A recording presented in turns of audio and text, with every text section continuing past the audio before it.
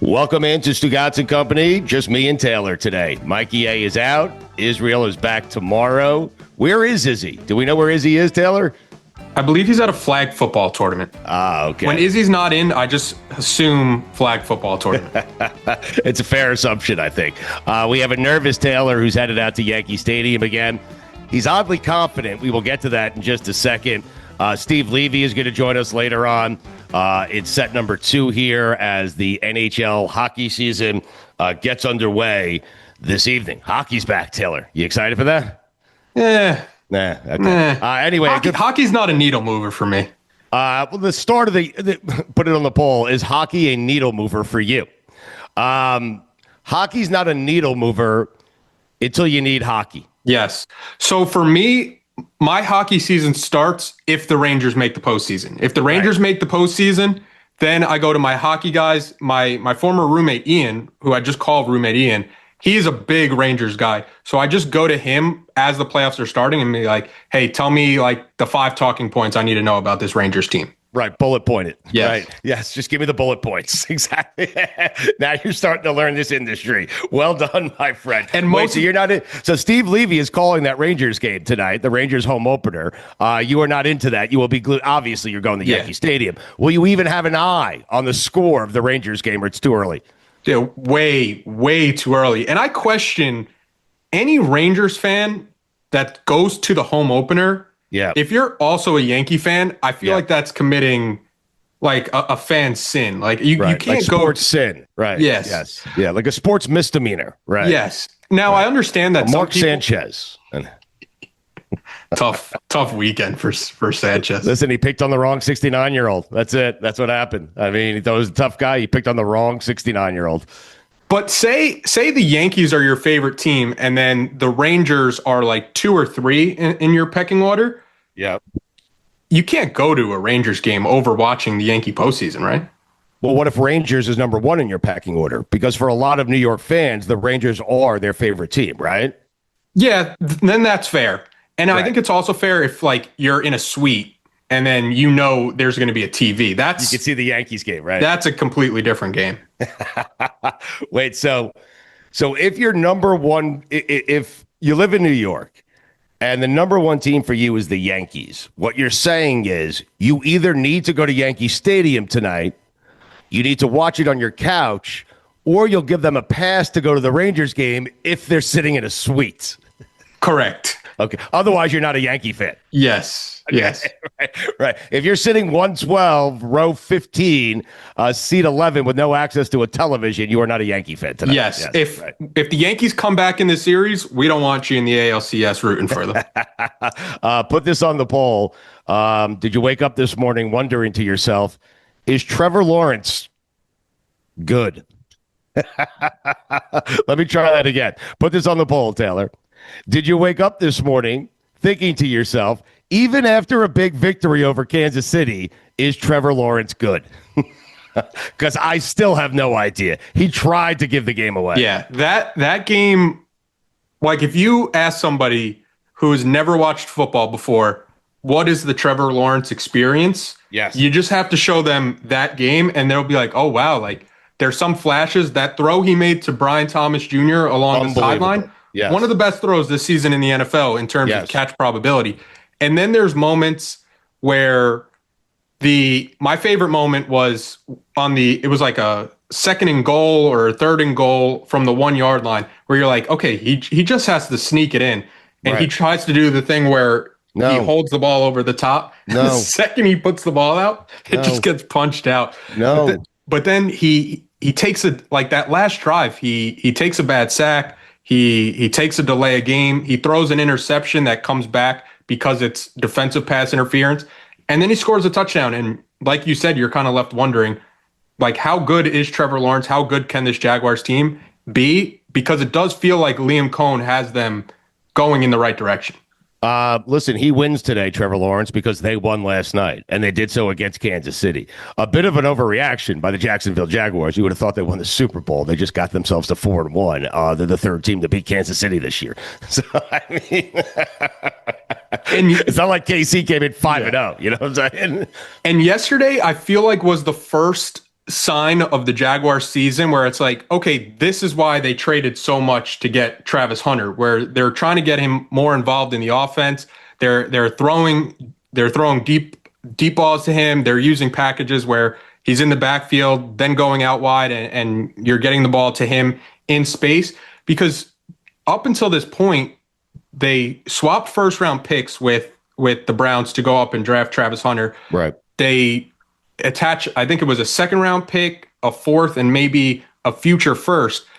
And all that sounds good for somebody like Travis Hunter, one of the most explosive players we've ever seen in college, one of the most dynamic players we've ever seen in college, playing both ways. And then the way they've been using him this year, it's like, hey, this guy's going to have 2 catches for 20 yards, and we're just going to move on to the next week. And it's like, wait, you traded for him like he was a cornerstone piece. Yes. Why are you using him as wide receiver 4 in your offense? 3 catches, 64 yards last night. He did have a big catch in the first half, but I understand what you're saying. You drafted Travis Hunter to be Deion Sanders, either at wide receiver or at cornerback. Pick one. Yes. like Deion Sanders did it for – Deion Sanders played offense and defense. He mastered the cornerback position before he even flirted with the idea of playing wide receiver. So you're saying Travis Hunter, if you moved up to get him, you traded all these pieces to get him, you feel like they should just pick a spot for him and let him flourish there before they dabble with him doing both, right? And that spot for me, at least, would be wide receiver. Yeah, it feels like he could impact the game more at wide receiver, and it feels like it's easier to get somebody involved into your offense with somebody like Travis Hunter, where it's like, hey, quick screens, jet sweeps, let's run plays that are designed to get the ball to Travis Hunter, because there are times where he gets the ball and he makes one or two moves, like the one where he comes out of the backfield, he makes 2 guys miss and gets a pretty easy first down. The one thing I'll say that I love about Travis Hunter's game, and you might not have noticed this, right?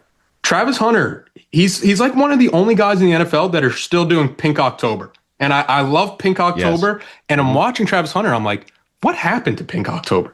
Right. Yeah, what did happen? Put it on the poll. What happened to Pink October? I can tell you it's happening at Flanagan's. You know those big green cups we talk about all the time? They're pink? This month you go to Flanagan's, you get pink cups. Wow. Yeah, and a proceed of your drink goes to cancer awareness. Yes. Wow. Cures for cancer. Right. You're right. Pink October, it used to be every player. It used to be everything, yes. The end zones were pink, the goalposts were pink, or the thing that wraps around the goalposts. Everything was pink. It was it was a nice touch. Yeah. You know, it's a nice touch also. Travis Hunter staying after the game, walking around that entire stadium, signing autographs for every single person who handed him a jersey. I mean, it's unbelievable.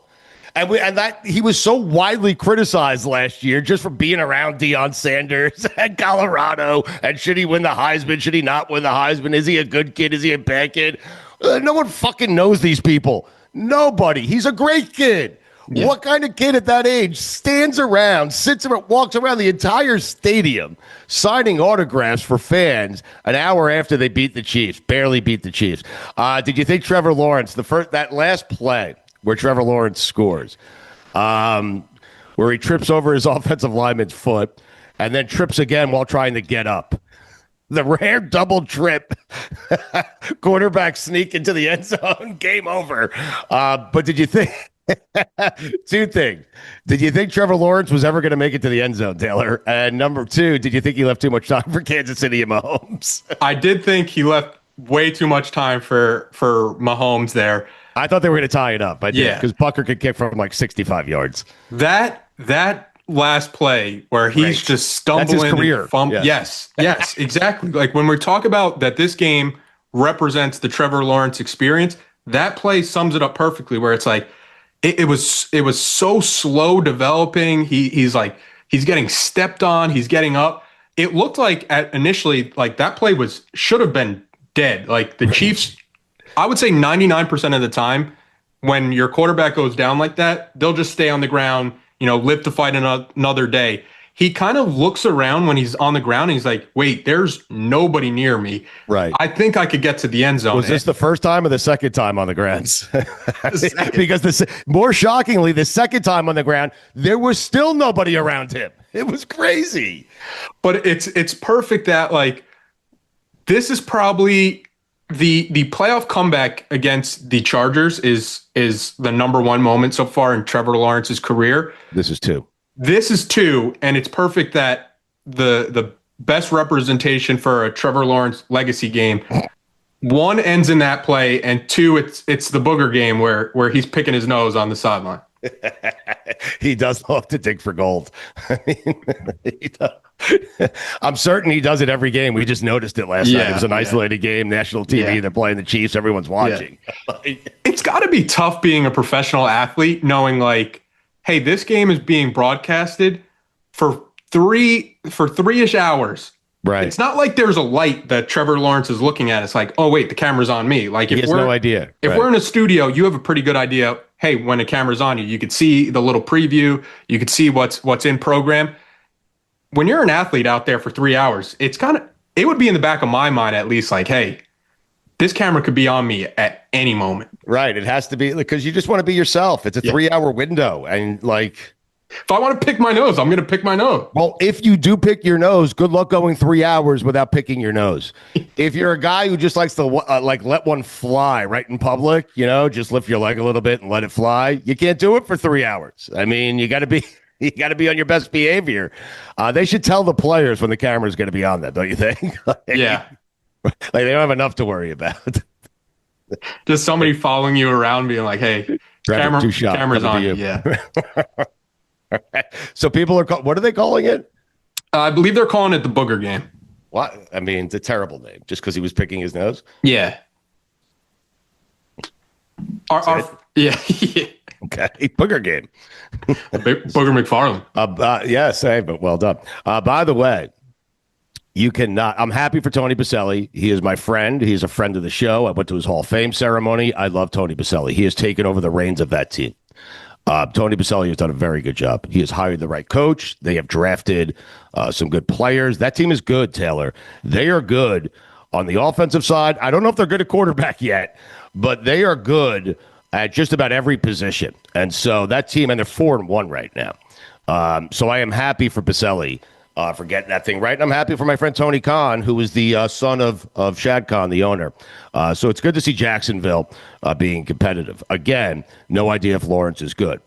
On first and goal or second, whatever that play was in the first half, you are so right. You cannot go over the top and try to stick. You are Trevor fucking Lawrence. You are built unlike any quarterback I think we've ever seen. Like the guy is wearing a regular sized jersey, and because he is so ripped and so built, it looks like he has no sleeves. Like he is ripped, he is jacked, he's a great athlete. You cannot have him try to stick the ball over the goal line. Let Trevor Lawrence make an athletic play and get you a touchdown.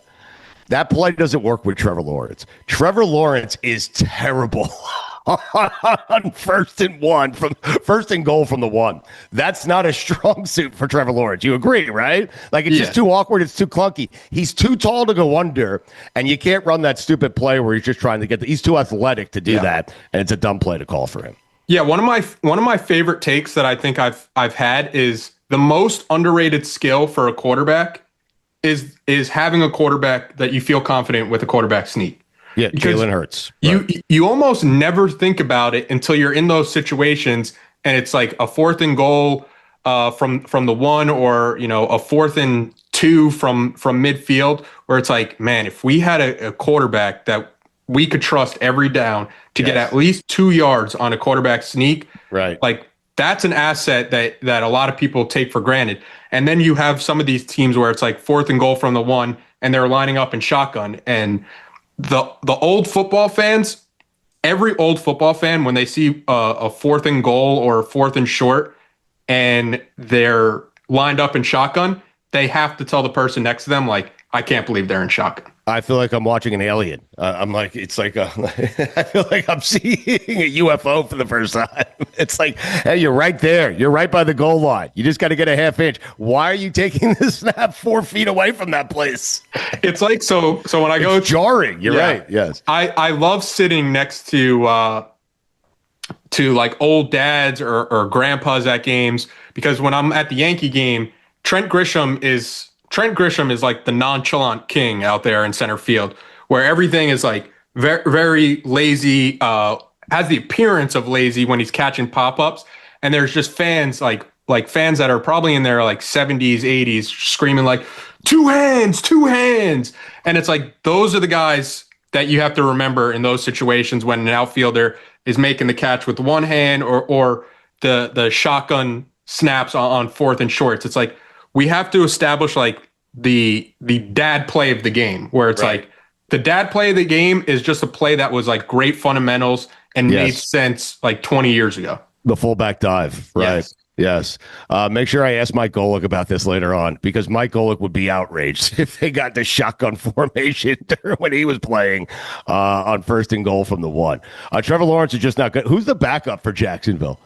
I was actually thinking about this last night because Trevor Lawrence, the quarterback sneak is not his game. I'm not certain the, like the fake to the halfback and then take it outside. I'm not even certain that's his game. Because it takes him a minute to get that speed up to where it needs to be because he's Trevor Lawrence. But theoretically, 6'6", 220, that should be his game. The backup's Nick Mullins, by the way. I trust Nick Mullins more. On a sneak. First and goal from the 1. Nick Mullins is cagey. He's a cagey vet. He can get through there. I had this thought recently talking about like advancements that we can make or people that specialize at a certain position and really change how the game is being played. Yeah. I think the one position that's lacking the most in terms of innovation right now is the punter position. Really? Because I think if you start training very fast guys to be able to punt, a lot of times I'm watching the game and I'm thinking of it from the punter's perspective where it's like the punter catches it and it feels like people are bailing and going to do punt block. But because your punter back there, if this was a video game, has 10 speed out of 99, he's realistically not going to be able to take off and beat Myles Garrett around the edge. Right. But hypothetically, if your punter back there was somebody like Tyreek Hill, all of a sudden you might get more respectable punt looks where it's like, hey, we can't just drop everybody back if our punter is Tyreek Hill. Right, he might take off. Right, he might take off. So you want Tyreek Hill to be a punter when he comes back from injury? Yeah, I think I saw a report too that the Dolphins, people believe that the Dolphins will release Tyreek Hill this offseason. So maybe if you're Tyreek Hill and you want to get back into it, start considering punting. But dual threat. Right. I think there's got to be a middle ground because Tyreek Hill too fast to dedicate time to punting, but punters at the same time are too slow. Right. So there has to be some like journeymen from that are trying to extend their NFL career, because I think the one position where people do try to find a loophole to get into the NFL is long snappers. Like nobody dreams of being a long snapper. Put that on the poll. Does anyone dream of being a long snapper? It's just something you fall into. I'm with you on that, right? No one wakes up. There is not a single person in the history of civilization who has woken up and said, hey, you know what? Long snapper. Yes. That's what I want to do for a living. You're right. I agree with you on that. So if you're a kid going into high school right now and you have two paths, try to get to the NFL by being a quarterback, or try to get to the NFL by being a long snapper. Long snapper. The long snapper has a 99.9% better chance of making it to the NFL, unless your kid is, Trevor Lawrence. Right. Right. I like it. And then, listen, when you make it as a long snapper, you tell the coach, hey, emergency quarterback. Yes. And then eventually you get your chance and you stumble into being a quarterback one day down the road. I do like this. I don't think we have, by the way, you're going to laugh at this. I looked up Nick Mullins' stats. Take a guess how many career rushing touchdowns Nick Mullins has. 7. I just said I would put him in for Trevor Lawrence on first and goal from the 1. What was your guess? 7. 0.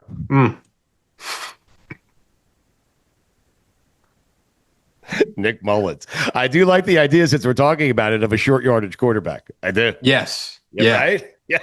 Yes. Yeah. If your guy's not good at it, go get one. Go find one. Anyone. Yeah. It's not Nick Mullins. And the way to so NFL rosters are kind of handicapped by doing this because of the 53-man roster, but it's something that maybe it becomes a thing in college, and then once people see how successful it is in college, then it translates over to the NFL. But then if you're an NFL team, maybe you could circumvent the cap or the roster cap number by like combining your kicker and punter. Like find a kicker that could kick and punt, and then all of a sudden now you have an empty roster space, and then you bring in your short yardage quarterback, Tim Tebow, maybe. I like it. Tebow, wow. Tebow could still get you a yard. Good. The Tebow. Would you have felt more confident if Tebow took the snap instead of Trevor Lawrence? Oh, 1,000%. Yeah, Tebow's getting in. Yeah. And if Tebow doesn't get in, there's also the wrinkle of the Tebow like run up to the line and then the pop pass over the line, which was a Tebow staple. Right. It's so odd that Trevor Lawrence is so athletic and not good at that. Oh, God. But Jacksonville's good. They are good. And Liam Cohn looks cooler by the day. He looks cooler with each passing win. Yeah. The name sounds cooler. He looks cooler. Everything is cooler about Jacksonville today because they beat Kansas City, the third team to do so this season. By the way, you have to give him credit, Taylor, because normally, like Mahomes strolls into the end zone, they're up 14-0 first half, right? This is after the Trevor Lawrence debacle on the where he's trying to stick the ball over the goal line. You got to give Jacksonville credit. Normally, that is a spot where the Jaguars, they cave and the Chiefs go on and they blow them. They blow the Jaguars out. The Jaguars compose themselves. They blew a touchdown. Mahomes comes right back down the field. He strolls into the end zone, 14-0. Usually, Jacksonville would fold. Last night, they fought and they won the game. And you have to give them credit. They won a big football game against the Chiefs, and they're 4-1. Put this on the poll: would Tyreek Hill be the most dangerous punter in the history of the NFL? I spent my entire time saying whatever I was saying about the Jaguars, thinking about Tyreek Hill being a punter in the NFL. You would be so tempted for Tyreek Hill just to let him take off and do something, Taylor. Yeah. My fear is you would never punt because you have that weapon back there, So he would just have to be conscious of where the line of scrimmage is, because Tyreek Hill, he has like 10 yards to build up speed.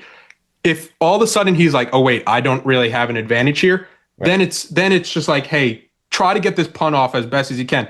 Worst case scenario, it's a 20-yard punt. The way NFL offenses move, they're probably going to score anyways. Yes. So if you punt it from the 20 and the other team starts from the 50 because he squibs one off the side of his foot and it's a 20-yard punt, worst case scenario, you're getting that ball back in 2 minutes and then you could try to score again.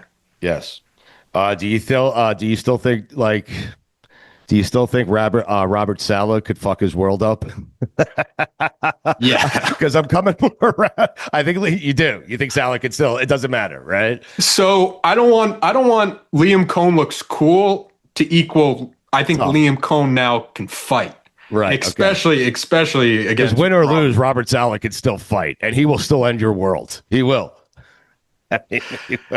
Robert Saleh doesn't care how cool you are. No, he does not. No, he only sees kicking your ass. That's it. Regardless of who you are, I will fuck your world up. We will get back to weekend observations here at some point in a couple of weeks. We've been busy. We got a lot going on. We have some big announcements coming up that we're really excited to tell you about. And we appreciate everyone who has been with us here and who continues to be with us. We feel your support. We do. But we will get back to weekend observations. But I still write them down. We just didn't get to them this week. I write a handful of them down. I send them to Taylor. He does the rest. I'm just going to walk through these, Taylor, okay? Little stroll through the weekend observations that we didn't do, okay? And then we'll get to the Yankees and Taylor being uber confident headed to Yankee Stadium down 2-0 for tonight's game against the Blue Jays. If Carson Beck looks like a man amongst boys out there, it's because he is. He looks good. How old is Beck? He's got to be at least 24 if I had to guess. That young, huh? No, he's 22. Turning 23 November. When did he start college? 16? I mean, Taylor, you know what the U in UCLA stands for? What's that? You have to be fucking kidding me. I'm still shocked by that game. So am I. Carson Beck, do it against someone your own age. He is. Here's something to ponder. Is Bill Belichick coaching his way out of the Hall of Fame? Yes. What? He's fucking terrible.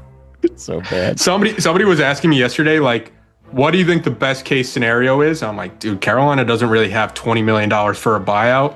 Like, I think best case scenario is Belichick's just like, I'm out. I'll quit. Right. You listen, you don't owe me a thing.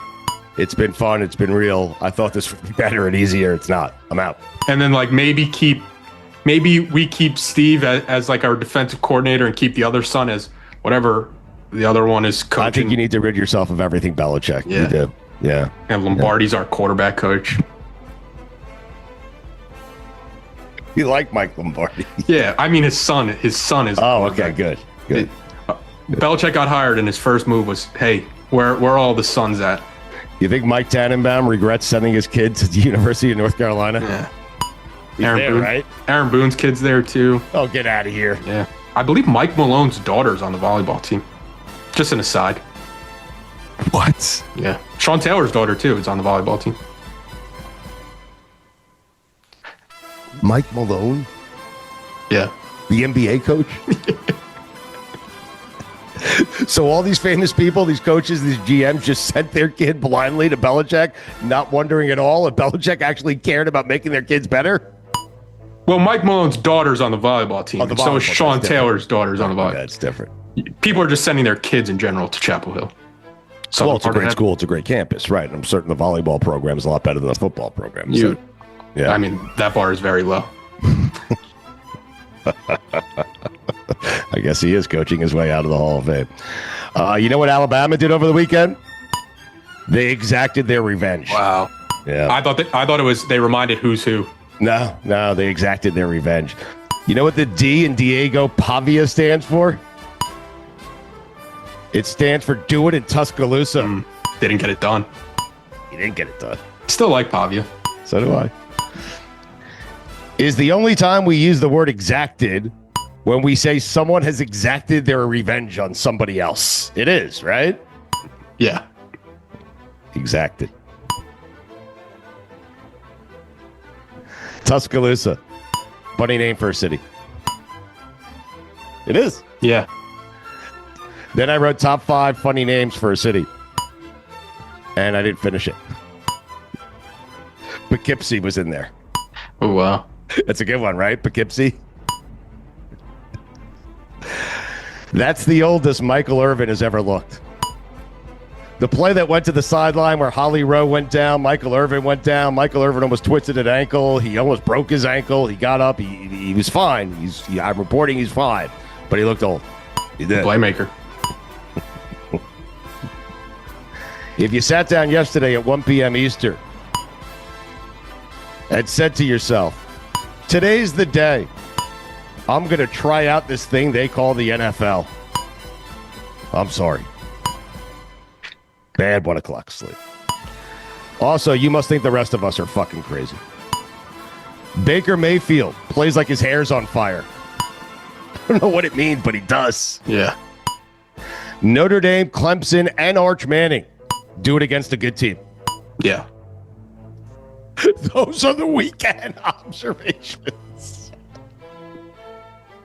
Yeah, the replaced the beep. So you're oddly confident headed to you're going to the Bronx tonight. You're going to Yankee Stadium.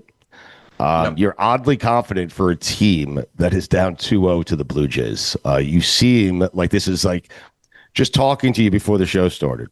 It seems like for you this is exactly where you like to be as a Yankee fan. Down 2-0 with the series shifting back to Yankee Stadium. You're comfortable, right? Yep. So I had 2 tickets for this Yankee game. Yeah. And my girlfriend was like, "Oh, am I going to the Yankee game with you?" And I said, "Yes, I just have one ask before I give you this ticket. Chris Sims, do you want to go to the Yankee game?" He responded no. Right. Almost, it was Stu, I pressed sent, and the sound of the sent message went. It was like, Right. by the time the finished, the no response came back from Chris Sims.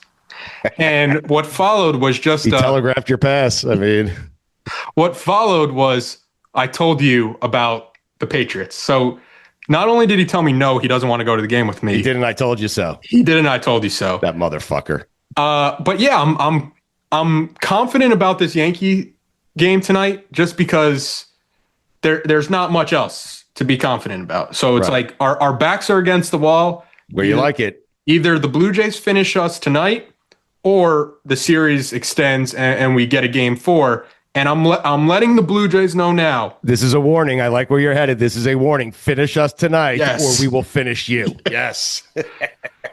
Blue Jays, do not let this series go game 4. Because if you let this series go game 4, you're gonna let this. We've got our boy Schlittler on the mound. Who Schlitty. I've listened to the sound of Mad Dog trying to say Cam Schlittler It's the guy. It's the best. like 40 times so It's far. the greatest. Yeah, you can't. And he's still struggling with it. But I do respect the fact that he tries to say it every time. Oh, he try. Listen, he will always try, and he doesn't care if you laugh at him. But he is. Trust me when I tell you this. Okay, he is rooting for the Blue Jays to end that series tonight, so he doesn't have to face Cam Schlitzler again.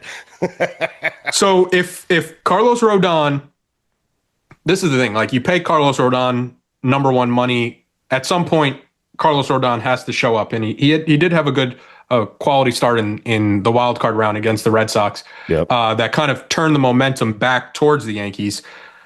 But Blue Jays, don't let this series get back to Toronto, because It's a warning. Yeah. I know. Is it a good thing that Toronto's batting .392 in 2 games? In Toronto, right? No. Yes. Is it a good thing that Vlad Guerrero Jr. looks like the second coming of Barry Bonds in this divisional round series? No. Or of his dad. Is it a good thing that the Yankees are like 0 for 25 against that damn splitter this series, where the Blue Jays are just spamming it over and over again? Right. No. But baseball, Stu, you've mentioned it. Baseball is a funny thing where it's like, hey, don't let Uncle Mo get back on the Yankees side. Don't wake up the Tigers. Yeah. I mean, The Detroit Tigers? there was a collapse, season-ending collapse, and here they are a couple of games away from making it to the ALCS. Like, baseball's a funny, tricky game. I understand what you're saying. Don't give the Yankees life. Yes. Right. Because if you give the Yankees life, they will end your life. Yes. Right? Yes. And also, I think one of the reasons why I'm kind of reserved to just this dumb confidence level right now, it's like, if somehow we extend past the series, I'm looking around the landscape of the MLB. Nobody's beating the Dodgers. They're up 2-0 against Philadelphia, and those 2 games were on the road. This has been a thing this entire season, where like all the MLB like talking heads and the national media for baseball have been like, Dodgers, something's off with the Dodgers, and it's kind of been the Tom Brady, when people were saying Tom Brady was slowing down, like, be careful, I care about you guys. Like, this is still a team with an unbelievable rotation. This is still a team with 3 MVPs in their lineup. Like, the Dodgers just need to find a way to get into the playoffs, and then the Dodgers are going to take care of what the Dodgers do come the playoffs. Right. Unless they face the Yankees in the World Series, you're saying. Right. No. If the Yankees somehow made it to the World Series and played the Dodgers again, the Yankees would roll over so fast. Really? And let the Dodgers. So what's the point of all of this? I mean, that's exactly. What is the point of any of this? Put that on the poll. What is the point of any of this? Yes or no?